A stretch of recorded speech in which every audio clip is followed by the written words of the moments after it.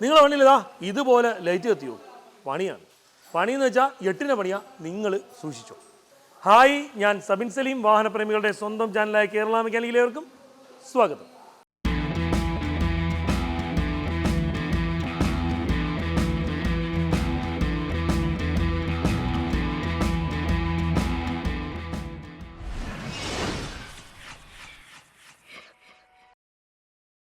അതെ, MIL light, മാൽ function indicator light. ഈ ഒരു ലൈറ്റ് വരുമ്പോഴത്തേക്ക് നമ്മളുടെ എല്ലാവരും വിചാരം നമ്മളെ വണ്ടിക്ക് എന്തോ ഭയങ്കര സംഭവം അല്ലെങ്കിൽ വലിയ എന്തോ പ്രശ്നം വരുന്നു എന്നുള്ളതാണ്. പലർക്കും ഭയങ്കരമായിട്ട് ടെൻഷൻ വരും. കാര്യം ഈ ഒരു വാർണിംഗ് ലൈറ്റ് അങ്ങോട്ട് കത്തിക്കഴിയുമ്പോഴത്തേക്ക് അയ്യോ, ഇനി എൻ്റെ വണ്ടിക്ക് വല്ല പ്രശ്നം വന്നോ, വണ്ടി ഇനി ഓട്ടിക്കാൻ പറ്റുമോ, ഇനി വണ്ടി ഉപയോഗിക്കാൻ പറ്റുമോ, വണ്ടി വിൽക്കണോ എന്ന് വരെ ചിന്തിക്കുന്ന ആൾക്കാർ നമ്മളെ കൂട്ടത്തിൽ പലരും ഉണ്ടായിരിക്കും. അപ്പോൾ മാൽ ഫങ്ഷൻ ലൈറ്റ് അല്ലെങ്കിൽ MIL ലൈറ്റിനെ കുറിച്ച് ജസ്റ്റ് നിങ്ങളൊന്ന് പഠിച്ചു വെച്ചേക്കുക. നിങ്ങളുടെ വണ്ടിയിൽ വാർണിംഗ് ലൈറ്റ് വരുന്നത് ഇപ്പോൾ മാൽ ഫങ്ഷൻ ലൈറ്റ്, അതായത് നമ്മൾ എഞ്ചിൻ ലൈറ്റ് എന്ന് പറയത്തില്ലേ, ആ ലൈറ്റ് അല്ലെങ്കിൽ സർവീസ് എന്നും പറഞ്ഞും അല്ലെങ്കിൽ service light engine light separate ഉണ്ടെങ്കിൽ അതും ശ്രദ്ധിക്കേണ്ട ഒരു കാര്യമുണ്ട്. അത് നമുക്ക് വഴിയെ പറഞ്ഞു തരാം. അപ്പം റെഡ് ചുവപ്പ് കളറിൽ വരുന്ന ലൈറ്റുകളെല്ലാം തന്നെ അല്ലെങ്കിൽ വാണിങ്ങുകളെല്ലാം തന്നെ വളരെയധികം ശ്രദ്ധിക്കേണ്ടതാണ്. നമുക്കത് പയ്യെ വേറെ വിഷയത്തിൽ വരുമ്പോഴത്തേക്ക് സംസാരിക്കാം. അതേസമയം യെല്ലോ കളറിൽ വരുന്നത് അത്ര കണ്ട് ടെൻഷൻ അടിക്കേണ്ട ആവശ്യമില്ല. പക്ഷേ യെല്ലോ കളറിൽ വരുന്ന മാൽ ഫങ്ഷൻ ലൈറ്റ് നിങ്ങൾ ശ്രദ്ധിക്കേണ്ടതുണ്ട്. ഇപ്പം ഡീസൽ വാഹനങ്ങൾ, അതായത് CRDI engine, common rail direct injection വരുന്ന എഞ്ചിനുകൾ, അത് കണക്ക് പെട്രോൾ വാഹനങ്ങൾ, അതായത് MBFI, മൾട്ടി പോയിന്റ് ഫ്യൂൽ ഇഞ്ചക്ഷനോ മൾട്ടിപോർട്ട് ഫ്യൂൽ ഇഞ്ചക്ഷനോ വരും എന്ന് പറയുന്ന ആ ഒരു എഞ്ചിൻ, ഈ വാഹനങ്ങളിലൊക്കെയാണ് ഇത് ഈ പറഞ്ഞ പോലെ ഇലക്ട്രിക്കൽ സൈഡ് ECM പോലുള്ള ഭാഗങ്ങളൊക്കെ വരുന്നത്. അപ്പം ECMന് കൃത്യമായിട്ട് CRD സംബന്ധമായിട്ടുള്ള ഭാഗങ്ങളിൽ നിന്ന്, CRDയെ സപ്പോർട്ട് ചെയ്യുന്ന അല്ലെങ്കിൽ CRDയെ വർക്ക് ചെയ്യിപ്പിക്കുന്ന ഭാഗങ്ങളിൽ നിന്നും അല്ലെങ്കിൽ MBFI വർക്ക് ചെയ്യിപ്പിക്കുന്ന ഭാഗങ്ങളിൽ നിന്നും കൃത്യമായിട്ട് പ്രവർത്തനം ലഭിക്കുന്നില്ല എന്നൊരു തോന്നൽ ECMന് വരികയാണെങ്കിൽ, അല്ലെങ്കിൽ പ്രവർത്തിക്കാതെ വരുന്നൊരു കേസ് ഇട്ട് വരികയാണെങ്കിൽ അത് ECMന് മനസ്സിലാകുമ്പോൾ നമുക്ക് മനസ്സിലാക്കാൻ വേണ്ടി ക്ലസ്റ്റർ ബോർഡിൽ അല്ലെങ്കിൽ നമ്മുടെ ഡാഷ് ബോർഡിൽ തെളിയിക്കുന്ന ECM തെളിയിക്കുന്ന ഒരു ലൈറ്റാണ് മാൽ ഫങ്ഷൻ ലൈറ്റ്. അതിൽ തന്നെ മാൽ ഫങ്ഷൻ ഇൻഡിക്കേറ്റർ ലൈറ്റ്, അതിൽ തന്നെ അതിൻ്റെ ഒരു അർത്ഥമുണ്ട്. അത് മാൽ ഫങ്ഷൻ വന്നു അല്ലെങ്കിൽ പ്രശ്നം വന്നു എന്നുള്ളത് നമ്മളെ, അതായത് ഈ ഒരു CRD സിസ്റ്റത്തിൽ അല്ലെങ്കിൽ MBFI സിസ്റ്റത്തിൽ എന്തോ ഒരു തകരാറ്, എവിടെയോ എന്തോ ഒരു പ്രശ്നം വന്നിട്ടുണ്ട് മൊയലാളി എന്ന് നമ്മളെ ECM നമ്മളോട് അല്ലെങ്കിൽ നമ്മളെ വാഹനത്തിനെ കൊണ്ട് പറയിപ്പിക്കുന്ന ഒരു സംവിധാനമാണ് MIL ലൈറ്റ് അല്ലെങ്കിൽ മാൽ ഫങ്ഷൻ ഇൻഡിക്കേറ്റർ ലൈറ്റ്.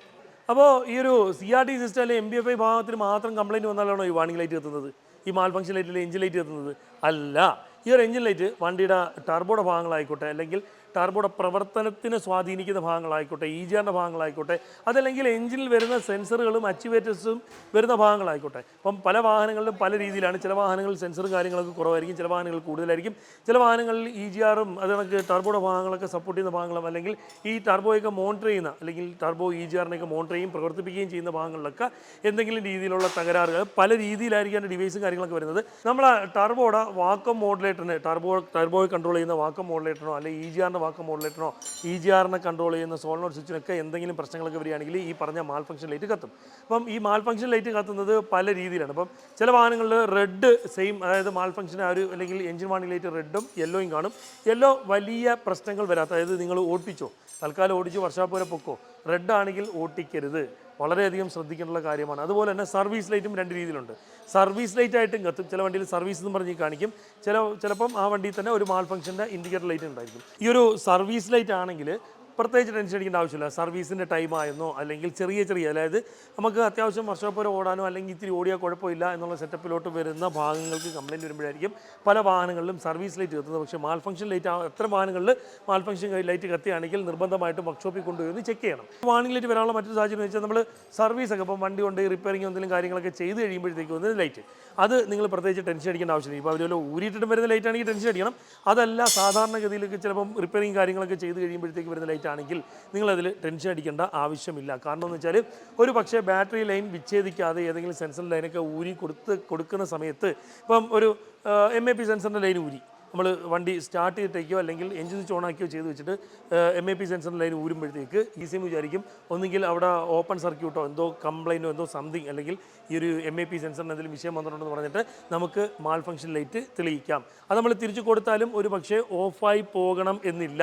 ചിലപ്പം വർക്ക്ഷോപ്പിൽ നിന്നൊക്കെ അത് ഓടുമ്പോൾ റെഡിയാവുമെന്നും പറഞ്ഞ് തരും, നമ്മൾ ഓട്ടിക്കും, അത് റെഡിയാകില്ല.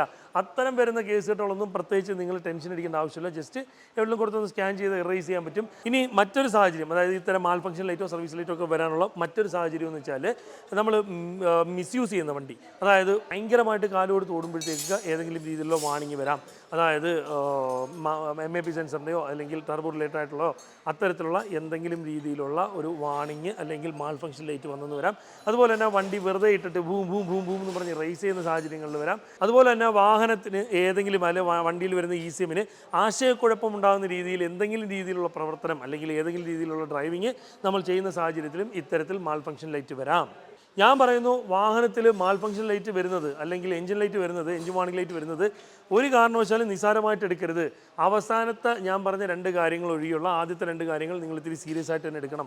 ഇപ്പോൾ നമ്മുടെ വണ്ടിയിൽ ഇത്തരത്തിൽ മാൽ ഫംഗ്ഷൻ, അതായത് ഞാൻ നേരത്തെ പറഞ്ഞ പോലെ സർവീസ് ചെയ്തതിൻ്റെ ഭാഗമായിട്ട് വന്ന മാൽ ഫംഗ്ഷനോ അതല്ലാന്നുണ്ടെങ്കിൽ മാൽ ഫംഗ്ഷൻ ലൈറ്റോ അതല്ലാന്നുണ്ടെങ്കിൽ നമ്മൾ വണ്ടിയിൽ കാണിച്ച കുൽസിതം കൊണ്ടുള്ള മാൽ ഫംഗ്ഷനോ ആണെങ്കിൽ നമുക്ക് സിമ്പിളായിട്ട് ജസ്റ്റ് ഒന്ന് ചെയ്യാൻ പറ്റും. എങ്ങനെയാണെന്ന് വെച്ചാൽ വേറൊന്നുമില്ല, വണ്ടിയുടെ നെഗറ്റീവോ പോസിറ്റീവോ ഏതെങ്കിലും ഒരു ലൈൻ ഊരി വിടുക. ഊരി വിട്ട് ഒരു 10 സെക്കൻഡ് അല്ലെങ്കിൽ 20 സെക്കൻഡ് പോട്ടെ, അപ്പോൾ 1 മിനിറ്റ് ഇട്ടിരുന്നിട്ട് തിരിച്ച് പഴയ കണക്ക് കൊടുത്ത് സ്റ്റാർട്ട് ചെയ്ത് നോക്കുക.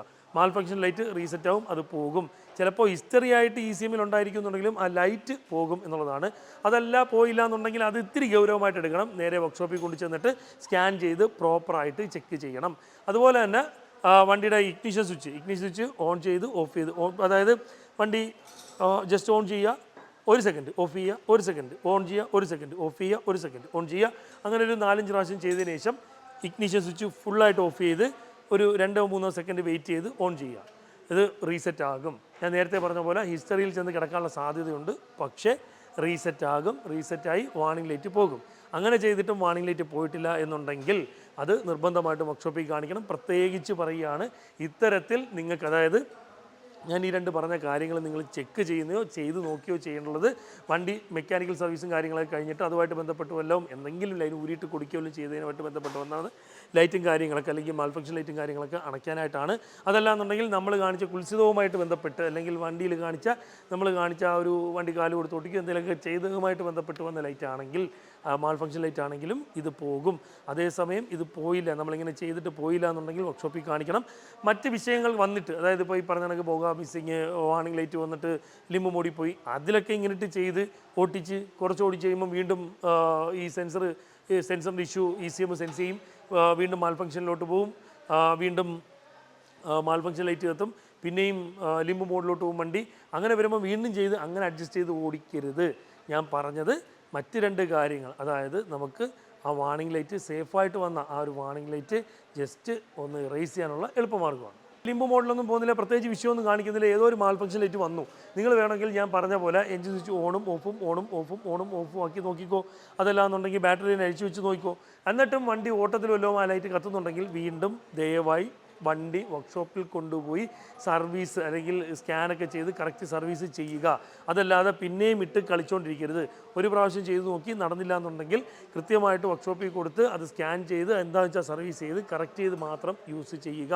അപ്പോൾ ഇന്നത്തെ ഒരു വീഡിയോ ഇത്രയേ ഉള്ളൂ. നിങ്ങൾക്ക് എല്ലാവർക്കും പ്രയോജനപ്പെടുമെന്ന് വിശ്വസിക്കുന്നു. മറ്റൊരു വീഡിയോ ആയിട്ട് വരുന്നവരെ ബൈ.